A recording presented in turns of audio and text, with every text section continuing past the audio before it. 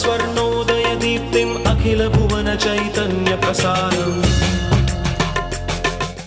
నమస్కారం, మన ధర్మం కార్యక్రమానికి స్వాగతం. ఇవాళ మన ధర్మం కార్యక్రమంలో మన ధర్మ సందేహాలను నివృత్తి చేసేందుకు మనతో పాటు ఉన్నారు ప్రముఖ ఆధ్యాత్మికవేత్త బ్రహ్మశ్రీ గడ్డమనుగు రామకృష్ణమూర్తి గారు.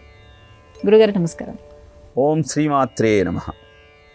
గురుగారు, సోమ ప్రదోష వ్రతం అంటే ఏమిటి? ఈ వ్రతాన్ని ఎలా ఆచరిస్తారు? ప్రదోష కాలము అంటే సూర్యాస్తమయానికి ముందు గంటన్నర, సూర్యాస్తమయం తర్వాత ఒక గంటన్నర, ఈ కాలాన్ని ప్రదోష సమయము అంటారు. త్రయోదశి నాడు శివార్చన చేసేటువంటి అద్భుతమైన ముహూర్తము ఈ ప్రదోషకాలంగా చెప్పబడింది. ప్రతిరోజు ప్రదోషకాలంలో శివార్చన చెయ్యమని శాస్త్రం తెలియచేస్తుంది. తరుణి ఒక్క ముహూర్తముండు మిది సంధ్యాకాలం ఎక్కాలమందరయన్ భూతగణావృతుడైన కామారాతి లీలన్ వృషేశ్వరయానమున సంచరించుచునుండు ఎలా ధర్మమున్ వీడగన్ అంటాడు భాగవతంలో కర్దమ మహాముని దితితో. ధర్మం తప్పకుండా ప్రదోషకాలంలో శివార్చన చేయటం అనేది నిత్యము ఆచరించాల్సినటువంటి విధి. త్రయోదశి నాడు ఇది మరింత మహిమాన్వితమవుతుంది. సోమవారంతో ఈ ప్రదోష సమయం అంటే త్రయోదశి కలిసి వస్తే అది అద్భుతమైన ముహూర్తంగా, శివార్చనకు అనువైనటువంటి సమయంగా చెప్పబడింది. కారణం ఏమిటి అంటే చంద్రమ మనసో జాతః, మనస్సును ప్రభావితం చేసేవాడు చంద్రుడు. చంద్రుడు క్షయవ్యాధి గ్రస్తుడై దాన్ని ఎలా పోగొట్టుకోవాలో తెలియక పరమేశ్వరుణ్ణి ఆశ్రయించినప్పుడు పరమేశ్వరుడు ఆ చంద్రుణ్ణి తన శిరస్సును దాల్చి చంద్రుడికి ఉపశమనం కలిగించాడు.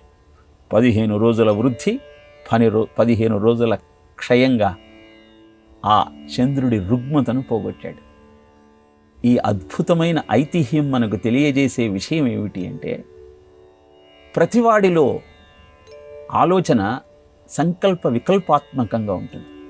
వృద్ధికి క్షయానికి కారణమయ్యేది మనస్సే. ఈ మనస్సు శివుని ఆధీనంలో ఉన్నప్పుడు సక్రమంగా పనిచేసి సద్బుద్ధిని ప్రసాదిస్తుంది. అలాంటి ముహూర్తమే సోమవారం ప్రదోష సమయంలో చేసే శివార్చన. మాస శివరాత్రి రోజు ఆ స్వామిని మనం అర్చిస్తూ ఉంటాం. త్రయోదశితో కూడిన చతుర్దశిని మాస శివరాత్రిగా అభివర్ణిస్తాం. సోమవారంతో అది కూడి ఉన్నట్టయితే అద్భుతమైన ముహూర్తంగా భావించి ఉదయమంతా ఉపవసించి ఈ సాయంత్రం సమయంలో నమక చమకాలతో మహాన్యాసంతో కూడినటువంటి రుద్రాభిషేకంతో ఆ రుద్రుణ్ణి ఆరాధించినట్టయితే అనుకున్న కోరికలన్నీ నెరవేరుతాయి, ఉన్న రుగ్మతలన్నీ దూరం అవుతాయి. ఎందుకవుతాయి అంటే బుద్ధి సక్రమంగా పనిచేసినప్పుడు, ఆచరణ దాని అనుగుణంగా ఉన్నప్పుడు అందుకోలేని అందలమేమున్నది. కనుక బుద్ధిని ప్రచోదనం చేసి ఐశ్వర్యాన్ని అందించేటువంటి మహాదేవుణ్ణి అర్చించటానికి ఈ సోమ ప్రదోష వ్రతం అద్భుతమైన ముహూర్తంగా చెప్పబడింది.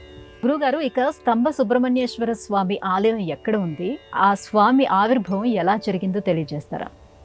అరుణాచలంలో స్తంభ సుబ్రహ్మణ్య స్వామి దేవాలయం మనకు దర్శనమిస్తుంది.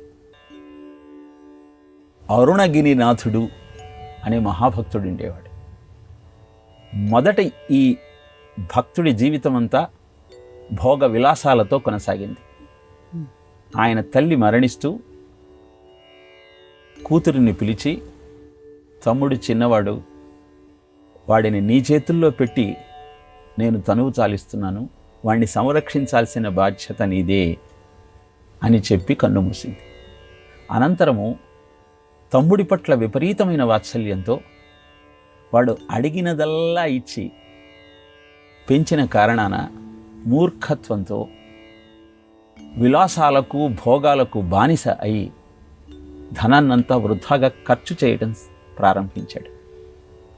ఇక తమ్ముడికి ఇవ్వటానికి ధనం తన దగ్గర లేని కారణాన అతని బాధ భరించలేక అక్క ప్రాణత్యాగానికి సంసిద్ధమైన సమయాన్ని చూసి కనువిప్పు కలిగింది అరుణగిరినాథుడికి. వెంటనే అరుణాచలంలో ఉన్న ఆలయం శిఖరాన్ని ఎక్కి అక్కడ నుంచి దూకి ప్రాణత్యాగం చేద్దాం అనుకున్నాడు. ఆ సమయంలో గోపుర సుబ్రహ్మణ్య స్వామి చేతులు జాచి ఆ భక్తుణ్ణి రక్షించాడు. అప్పుడు ప్రారంభమైంది పరివర్తన. అద్భుతమైనటువంటి సుబ్రహ్మణ్య భక్తితో నాలుక మీద శరణవ భవ అని ఆ స్వామి రాసిన కారణంగా పుంఖానుపుంఖాలుగా గీతాలను రచిస్తూ సుబ్రహ్మణ్య స్వామిని అర్చిస్తూ జీవితాన్ని కొనసాగించాడు. ఆ దేశాన్ని పరిపాలిస్తున్న ప్రౌఢదేవరాయలు ఈ సుబ్రహ్మణ్యుడి ఆరాధనలో ఉన్న అరుణగిరి నాథుడి గురించి విన్నారు. ఆయన ఆస్థాన కవి ప్రౌఢరాయలు జైన మతాన్ని స్వీకరించి తాను చెప్పుతున్నట్టు వింటూ ఉన్నాడు.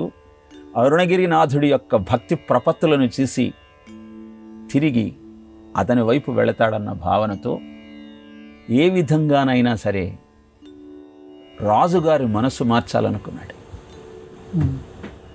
నిజంగా అరుణగిరినాథుడు అంత గొప్ప భక్తుడే అయితే సుబ్రహ్మణ్య స్వామి సాక్షాత్కారాన్ని మా రాజుగారికి ఇప్పించగలడా అని ప్రశ్న లేవదీశాడు. అరుణగిరినాథుడు సుబ్రహ్మణ్య స్వామిని అడిగితే, ధర్మభ్రష్టుడైన ఆ రాజు నన్ను చూసిన మరుక్షణం చూపును కోల్పోతాడు, కావాలంటే రమ్మను అన్నాడు. ఈ మాట చెప్పిన తరువాత కూడా ప్రౌఢదేవరాయలు ఆ గోపుర సుబ్రహ్మణ్య స్వామి ఆలయానికి వచ్చాడు. అక్కడ స్తంభం మీద స్వామి ప్రౌఢదేవరాయలకు దర్శనమిచ్చాడు. ఒక్క క్షణం దీపాలు వెలిగాయి. అనంతరం ఆ రాజుగారి జీవితం అమావాస్య చీకటిగా మారిపోయింది. దృష్టి కోల్పోయాడు. ఇప్పటికీ ఆ ప్రౌఢదేవరాయల ఆస్థానంలో ఉన్న కవికి కనువిప్పు కాలేదు. గొప్ప భక్తుడంటున్నారు కదా, ఈ అరుణగిరినాథుణ్ణి స్వర్గానికి వెళ్ళి పారిజాత పుష్పాలు తీసుకురమ్మనండి, అప్పుడు చూద్దాం అంటూ మళ్ళీ ఒక పరీక్ష పెట్టాడు. సరేనని పరకాయ ప్రవేశ విద్య ద్వారా ఒక చిలుకలోకి ప్రవేశించి స్వర్గానికి వెళ్ళి పారిజాత పుష్పాలు తీసుకువచ్చాడు. కుత్సిత బుద్ధితో ఆ అరుణగిరినాథుడి పార్థివ దేహాన్ని తగులబెట్టాడు ఆ ఆస్థాన కవి. అనంతరం చిలుక రూపంలోనే అక్కడ వెలిసిన స్తంభ సుబ్రహ్మణ్య స్వామి కోవెలలో నిరంతరము స్వామి నామాన్ని కీర్తిస్తూ జీవితాన్ని గడిపాడు అరుణగిరినాథుడు. అలా ప్రౌఢదేవరాయలకు స్తంభం మీద దర్శనమిచ్చిన కోవెలే స్తంభ సుబ్రహ్మణ్య స్వామి కోవెలగా ఈనాటికి మనకు అరుణాచలంలో సాక్షాత్కరిస్తూ ఉంది. భక్తుని యొక్క అద్భుతమైన భావాన్ని ప్రదర్శించటానికి నిలువెత్తు నిదర్శనంగా మనకు సాక్షాత్కరిస్తుంది. అలా ఆ స్వామిని అర్చించి ధన్యుడైనటువంటి భక్తుడే అరుణగిరినాథుడు. అక్కడ ఉన్న దేవాలయమే స్తంభ సుబ్రహ్మణ్యేశ్వర స్వామి దేవాలయం. గురువుగారు, ఏ శుభకార్యములోనైనా ఆచమనం అత్యంత ప్రాధాన్యత వహిస్తుంది. ఆచమనం యొక్క ప్రాధాన్యత ఏమిటి, విశిష్టత ఏమిటో తెలియజేస్తారా? దైవీ శక్తిని ఆవాహన చేయాలనుకున్న వారు శౌచంతో ఉండటం తప్పనిసరి. అందుకే మనం ఏ శుభ కార్యక్రమాన్ని ప్రారంభించినా అపవిత్ర పవిత్రో వా సర్వావస్థాంగతోపి వా యస్మరేత్ పుండరీకాక్షం స బాహ్యాభ్యంతర శుచి అని మంత్రం చెప్పుకొని పుండరీకాక్ష పుండరీకాక్ష పుండరీకాక్ష అంటూ నీటిని నెత్తి మీద చల్లు. ఇది బాహ్య అంతర శుచికి నిదర్శనం. ఆ తరువాత అద్భుతమైనటువంటి కార్యక్రమాన్ని నెరవేరుస్తున్నటువంటి సమయంలో శౌచము అవసరమైనప్పుడల్లా ఆచమనం చేస్తూ ఉంటాం. దీనికి ఒక అద్భుతమైన కథ చెబుతారు. భారతంలో ఉన్న ఈ కథ ఆచమనం యొక్క ప్రాశస్త్యాన్ని తెలియజేస్తుంది. పైలుడి శిష్యుడు ఉదంకుడు. ఈ ఉదంకుడు గురుదక్షిణ ఇవ్వాలన్న ఆలోచనతో గురువు గారిని ప్రశ్నిస్తాడు. పైలుడు నాకేమీ ఆసక్తి లేదు అని తన మనోరథాన్ని స్పష్టపరుస్తాడు. అనంతరం గురుపత్ని దేశాన్ని పరిపాలించేటువంటి పౌష్య మహారాజు యొక్క భార్య గారి కర్ణకుండలాలు నాకు కావాలి వాటిని గురుదక్షిణగా నాకు సమర్పించగలవా అని అడుగుతుంది. ఉదంకుడు పౌష్యుడి దగ్గరికి వెళతాడు. నాకు రాణిగారి యొక్క కర్ణకుండలాలు కావాలి అని అడుగుతాడు. ఇలా ఉదంకుడు పౌష్యుణ్ణి అడిగిన తరువాత సర్వసంగ పరిత్యాగులైన మీరు మాకు గురుస్వరూపులు, నన్ను అడగటం దీనికి, మీరు వెళ్ళి రాణిగారినే అడగండి అని అంతఃపురంలోకి పంపిస్తాడు. ఉదంకుడు అంతఃపురంలోకి వెళ్ళి రాణిగారిని కర్ణకుండలాలు ఇవ్వమంటూ అడుగుతాడు. తీసుకువెళ్ళండి అంటుంది. నాకు కనపడటం లేదు అంటాడు. మీకు శౌచం లోపించింది, అందుకే దైవీ శక్తి కలిగిన ఈ కర్ణకుండలాలు మీకు కనపడటం లేదు. శౌచము నాలో లేకపోవటం ఏమిటి? శౌచం లేకపోవటానికి కారణం ఏమిటి అంటే, మీరు రాజుగారి దగ్గరకు వచ్చేటప్పుడు మార్గ మధ్యంలో ఇంద్రుడు బ్రాహ్మణ రూపంలో వచ్చి ఆవును అధిరోహించి ఆ గోమయాన్ని ప్రసాదంగా మీకు ఇచ్చాడు. ఆ ప్రసాదాన్ని మీరు స్వీకరించారు. ఆ కారణంగా శౌచం మీలో లోపించింది. ఇప్పుడు ఎలా గురుపత్నికి రేపటి లోపల ఈ కర్ణకుండలాలు అందించాలే అంటే, ఆచమనం చెయ్యండి, మీకు శౌచం సిద్ధిస్తుంది అని చెప్పగానే ఆచమనం చేసి అనంతరము కనపడ్డటువంటి ఆ కర్ణకుండలను స్వీకరించి తిరిగి వెళ్ళి గురుపత్నికి వాటిని సమర్పించాడు. ఇది సమర్పించే నేపథ్యంలో తక్షకుడు వాటిని హరిస్తాడు. ఆ తక్షకుడి నుంచి మళ్ళీ గ్రహిస్తాడు. అనంతరం గురుపత్నికి సమర్పిస్తాడు. భారతంలో చెప్పబడిన ఈ కథ ప్రతినిత్యము మనం అనేక నోములు, వ్రతాలు, పూజలు చేస్తున్న భృగువారే శతం ధీమాన్ పఠేత్ వత్సరమాత్రకం అష్టైశ్వర్యమవాప్నోతి కుబేర ఇవ భూతలే అని చదువుతున్నాం. కానీ దరిద్రం మాత్రం మనను వదలటం లేదు. కారణం ఏమిటి అంటే, అంతర్బాహ్య శుద్ధితో ఆ తల్లిని ఆరాధించినప్పుడు, దైవాన్ని ఆవాహన చేసినప్పుడు ఆ ఫలితం మనకు సిద్ధిస్తుంది. కనుక శౌచం ప్రధానంగా శారీరక తపస్సు, వాక్కు ప్రధానంగా వాంగ్మయ తపస్సు, మనస్సు శుద్ధంగా ఉండటం కోసం మానసిక తపస్సు. ఈ మూడింటి సమ్మేళనంతో తపశ్శక్తిని ఆవిష్కరించగలిగినప్పుడు అనుకున్న కోరికలన్నీ అద్భుతంగా నెరవేరుతాయి. దానిలో సందేహం ఉండాల్సిన పని లేదు. ఈ సత్యాన్ని మనకు తెలియజెప్పడం కోసమే భారతంలో వ్యాసుడు ఈ కథ ద్వారా ఆచమన ప్రాశస్త్యాన్ని వివరించి పురాణాచమనము, శౌచ ఆచమనము, స్మార్త ఆచమనము అంటూ 3 రకాల ఆచమనాలు, వాటి విధి విధానాలు అన్నింటినీ తెలియజేసింది మన శాస్త్రం. తెలుసుకుందాం, ఆచరిద్దాం, ఆనందిద్దాం. గురువుగారు, అలాగే ప్రకృతిలో దైవాన్ని దర్శించే సంప్రదాయం మనది. అలా వృక్షాన్ని దైవ స్వరూపంగా మనం భావించడంలో ఆంతర్యం ఏమిటి? నివాస వృక్ష సాధూనాం అని రామచంద్రమూర్తిని కూడా వృక్షంతో పోలుస్తూ, ఉండటానికి నీడ, తినటానికి ఫలాన్ని అందించేటువంటి వృక్షము ఆ పరమాత్మ స్వరూపమే అని మనకు తెలియజేసింది రామాయణం. ఆ ధర్మో రక్షతి రక్షిత అని ఎలా అయినా మనం అనుకుంటామో, అలానే వృక్షో రక్షతి రక్షిత. వృక్షాన్ని మనం కాపాడుకోగలిగితే ఆ వృక్షం మనను కాపాడుతుంది. వృక్షం యొక్క ప్రాశస్త్యాన్ని తెలియజేయడం కోసమే మనము దేవతా వృక్షాలుగా మాహత్యాన్ని అనుసరించి కొన్నింటిని ఆరాధిస్తూ ఉంటాం. తులసి మొక్క లేని ఇల్లు ఉండదు.